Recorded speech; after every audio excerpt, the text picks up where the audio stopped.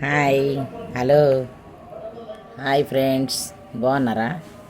నేనైతే చాలా బాగున్నా. అందరూ బాగుండాలి, అందులో మనం ఉండాలి.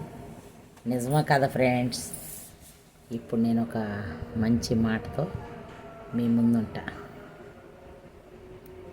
మనుషులు బాగుంటే మనసులు బాగుంటాయి. నిజమా కదా ఫ్రెండ్స్? ఎలా అంటారా? మనసులో ఏదేదో పెట్టుకొని మనము ఎవరిని ఏమీ అనకూడదు.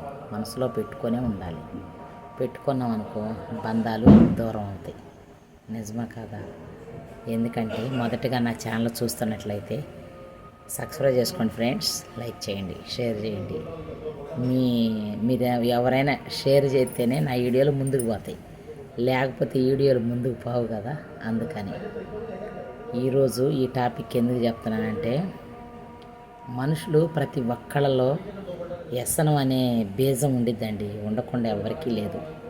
ఆ వ్యసనం అనే బీజము ఒక్కొక్కళ్ళకి ఆడపడుచులమైన, ఒక్కొక్కళ్ళకి అత్తమామలమైన, ఒక్కొక్కళ్ళకి బంధువులమైన ఇలా ఉంటూనే ఉంటాయి. కోడలుగా వస్తేనేమో ఆడపడుచులమైన, అత్తమామమైన ఉంటాయి. ఎవరైనా కానీ సరే అండి, ఒక అత్త ఒకప్పుడు ఒక ఇంటి కోడలే అంటారు సామెత. అది మీలో ఎవరికైనా తెలిస్తే నాకు కామెంట్ చేయండి, ఓకేనా? ఒకప్పుడు ఆ అత్త కూడా ఒక ఇంటి కోడలే అంటారు. ఆమె కూడా పెట్టుకొనే ఉండిద్ది అసలు.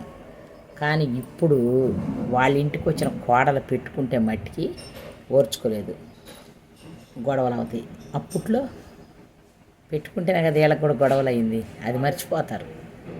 మళ్ళీ ఇంకోటి ఉందండి, మనుషులు ప్రశాంతంగా ఉండాలంటే ప్రతి విషయాన్ని మతిమరుపులాగా మర్చిపోవాలంట. మతిమరుపు ఉంటే కూడా మంచిదే, అది బ్రతకనికి దారి చూపుతుంది. ఎందుకో చెప్పనా? ప్రతి ఒక్కటి కలుమషం, మాట కలుమషం, వాళ్ళ నడవడిక కలుమషం అయిపోయింది. వీటన్నా దారిని మనం వెళ్తుంటే అన్నా చెల్లెళ్ళు వెళ్తున్నా కానీ తెలియని వాళ్ళు అయితే, తెలిసిన వాళ్ళు అయితే వాళ్ళ చెల్లిరా వాళ్ళ అన్నరా అని చెప్పుకుంటారు. తెలవని వాళ్ళు అయితే మనసు అట్టు ఉంది, అంతే, ఏం లేదు. కాలం పరిగణిస్తుందో తెలియదు వాళ్ళని, మరి జనం మనసు కలుమషమో తెలియదు. కానీ తెలియని వాళ్ళు మనం ఊరికైనా తెలియదు వెళ్తుంటే అన్నతో వెళ్తున్నా కానీ ఫీల్ అయిపోతారు. ఎందుకో చెప్పను, ఒక ఉదాహరణ. మా అన్నయ్యకి మ్యారేజ్ అయింది, నాకు మ్యారేజ్ కాల. కుంకుడు రసం వేసేదాన్ని. మొన్న పిలిచి మరీ అప్పట్లో ఉండేవి కాదు కదా కుంకుడుకాయలు షాంపూలు ఉండేవి కాదు కదా. అమ్మాయి మనజే నాకు తల మీద కుంకుడుకి ఎద్దురా అని మన్నయ్య వాళ్ళు ఎవరైనా సరే నన్ను పిలిచి కుంకుడు రసం తల మీద పోపించుకుంటే నేను కూడా సంతోషంగా మా అన్నయ్య కదా తల మీద కుంకుడు రసం, అప్పుడు కుంకుడుకాయలు రుద్దుకునేవాళ్ళు కదా తలకాయ పోసేదాన్ని. అట్ట మా పెద్దమ్మ కొడుకులు కానీ మా ఓన్ అన్నయ్యలు కానీ నన్ను అడిగి మా నాన్నకైనా తల మీద కుంకుడు రసం వేస్తా ఉంటే వాళ్ళు బులుక్కునేవాళ్ళు. నా పెళ్ళి అయిపోయినాక మా వదిన పొలం పోయింది. మా ఇంటి ముందు ట్రైన్ వెళ్ళిద్ది అనమాట. మా ఇంటి అమ్మటే ట్రైన్ ఉంది. ట్రైన్లో పోయే వాళ్ళందరూ దగ్గరే మాకు అసలు ట్రైన్. అది ఏందో చిత్రం, ఎప్పుడన్నా యూట్యూబ్లో పెడతాలే ఫ్రెండ్స్. మా అమ్మ వాళ్ళ ఇంటికి వెళ్తే, పుట్టింటికి వెళ్తే ట్రైన్ చూడండి ఎంత దగ్గరలో ఉండిద్దో. మా అమ్మ వాళ్ళ ఇంటికి నేను ఎన్నో వీడియోలో పోస్ట్ చేసే కదా, మీరు నమ్మేరో లేదో చూడండి అని మీకు పెడతా. మా అమ్మ వాళ్ళ ఇల్లు ఎంత అయితే ఒక 15-20 అడుగులు వేస్తే చాలేక అడుగులే, 1 2 3 4 5 6 అట్లా వెళ్తే చాలు వచ్చి ట్రైన్ పట్టాలేక ట్రైన్ వెళ్ళిద్ది అనమాట. అయితే ఇంకా ట్రైన్ వెళ్తున్నా కదా, నాకు పెళ్ళయినాక మా అన్నయ్య నా చేత కుంకుమ నీళ్ళు పోపించుకోవట్లా. నేను నా ఓన్ అన్నయ్య ఒక్కడే పులుముకుంటే నేను అన్నయ్య నేను వేస్తానన్న కుంకుడు రసం అంటే వద్దుపో నేను పోసుకుంటా అంటున్నాడు మా అన్నయ్య. ఎందుకు అంటున్నాడు మా అన్నయ్య అని నేను బాధపడి ఆ మాట నేను వచ్చి, మావయ్య నేను పోయిపోతే మా అన్నయ్య గది మళ్ళా పిలిపించుకొని పోపించుకునేవాడు కుంకుడు రసం.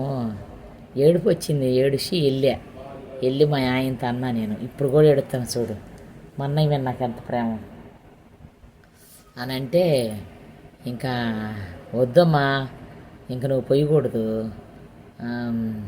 పెళ్ళయింది కదా మీ అమ్మటే నాకు ఐడియా రాల ట్రైన్ పోయిద్దని ట్రైన్ పోతూ ఉండిద్ది కదా మా ఇళ్ళల్లో అయితే తెలుసు అన్నకు శరీరం కుంకుడు రసం పోతుందని జనానికి తెలియదు కదా అందుకని పెళ్ళయింది కదా ఇంకా నీ మెళ్ళలో పసుపు దారం ఉంది కదా అందుకని ట్రైన్లో వాళ్ళు ఎవరన్నా అపార్థం చేసుకుంటారని మీ అన్న వద్దన్నాళ్లే ఎందుకు అంతగానం ఫీల్ అయిపోతావు అని అన్నాడు మా ఆయన.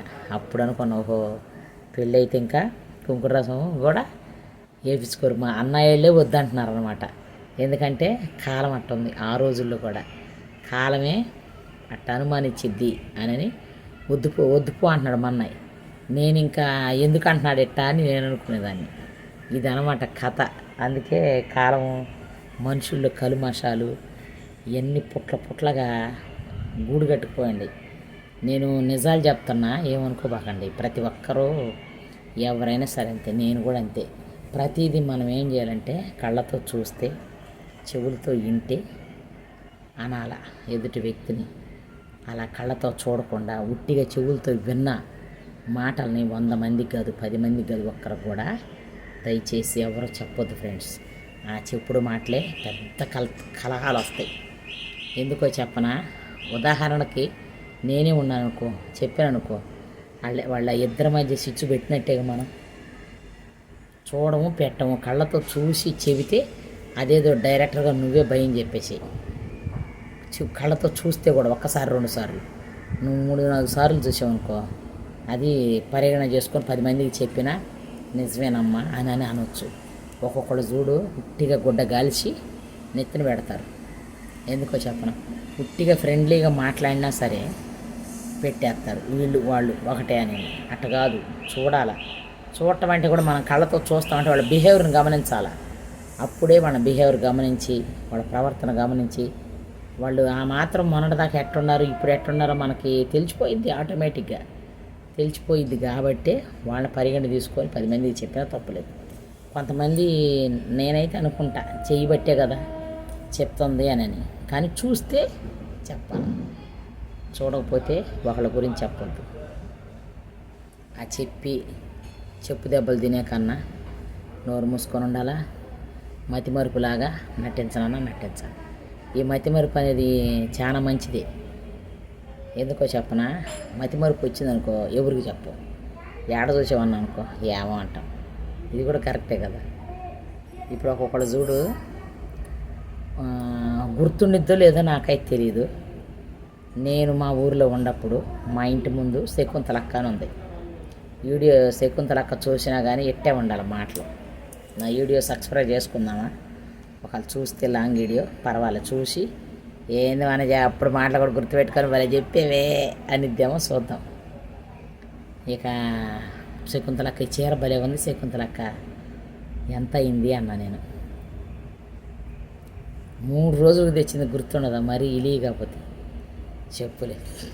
అప్పుడు నా వయసు చిన్నది అడగలేకపోయా, ఇప్పుడు అంటున్నా పెద్దగా వచ్చింది కాబట్టి వయసు గుర్తులేదు, ఎంతగా తెచ్చినా ఏమో గుర్తులేదు అనేది. మనము నేను గబక్కన పండగ బట్టలు తెచ్చుకుంటాం కదా మనం కూడా క్రిస్మస్కి. ఎంత పడింది వనజ అంటే అప్పుడు మెటల్ షిప్ అని చీరలు వచ్చినాయి. ఎవరికన్నా గుర్తుందో లేదో నాకు తెలియదు. ప్లెయిన్లో వచ్చినాయి, డిజైన్లో వచ్చినాయి. ప్లెయిన్ అయితేనేమో 140 రూపాయలు మాత్రమే, అదే డిజైన్లో అయితే 180. ఏదైనా తీసుకో, దాంట్లోనే బ్లౌజ్ ఉండిద్దో లేదో ఐడియా రాట్లా. ఉండదు బ్లౌజ్ ఉండదు. ఎట్లా చెప్పమంటామంటే బ్లౌజ్ ఉండదానికి గ్యారెంటీగా నేను ఒక బ్లూ కలర్ తెచ్చుకున్నా. అదే బ్లూ ఎట్టటి బ్లూలో తెచ్చుకున్నా, లైట్ బ్లూలో తెచ్చుకునేసరికి అప్పుడు నేను కడుపుతో ఉండా మా పెద్ద బాబుని కడుపుతో ఉండి తెచ్చుకున్నా, కట్టుకున్నా. పాలు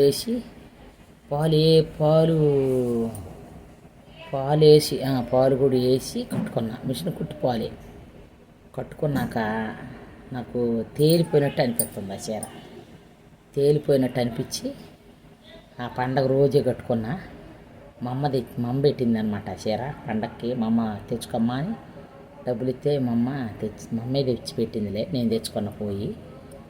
తేలిపోయింది చీర. ఏందో నాకు ఎంత లైట్ కలరు, ఎర్రగుండ తెల్లగుండ మీదట నాకు మంచిగా అనిపించలే చీర. కలర్ ఇప్పుడు తగ్గానులే. ఇక ఇప్పుడు కొంచెమేందిలే, బాగా తగ్గిపోయే కలర్. కానీ ఇంత తెలుపు మీదట ఆ చీర నాకు బాగాలే, తేలిపోయినట్టు ఉందని కట్టుకొని పాలిప్పేసి ఆ మెటల్ షిప్ అని చేరకుండా థ్రిల్లింగ్ ఏంటంటే ఐరన్ చేసామనుకో ఇంకా చెమకా మెరిసేది ఆ చీర.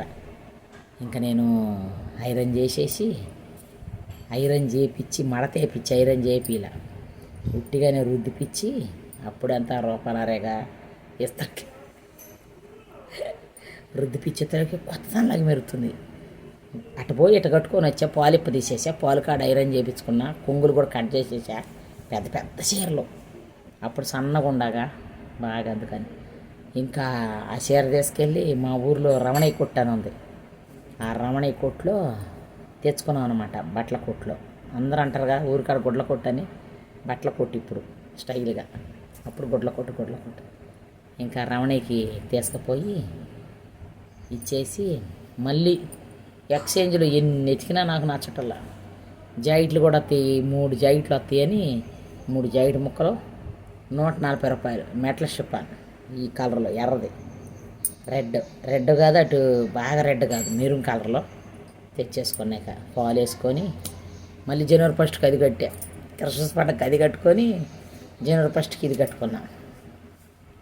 కానీ నేను ఆయన్ని మోసం చేసినట్టే, బట్టల కొట్టు రమణయ్యని. కానీ ఎప్పుడు పోయినా గౌరవిస్తాడు. ఇప్పుడు లేలే పాపం, ఆయన చనిపోయాడు. వాళ్ళ కొడుకులు మెయింటైన్ చేస్తున్నారు. నాగేశ్వరరావు, కృష్ణ వాళ్ళ కొడుకుల పేర్లు. ఎప్పుడన్నా పోతే తెచ్చుకుంటా గుర్తుకి, మన ఊరు చీర అని అంటే ఉండిద్దని. ఎవరికన్నా ఐడియా ఉంటే నాకు కామెంట్ చేయండి. ఎక్కడో చెప్పమంటారా? పెద్ద రథం కాడ సందు ఉండిద్ది. సందు లోపలికి వెళ్ళాలి. లోపలికి వెళ్తే బట్టల కొట్టు వాళ్ళదే, రమణయ్య బట్టల కొట్టి. మీలో ఎవరికైనా తెలిస్తే నాకు కామెంట్ చేయండి, ఓకేనా? నచ్చితే లైక్ చేయండి, షేర్ చేయండి, సబ్స్క్రైబ్ చేయండి.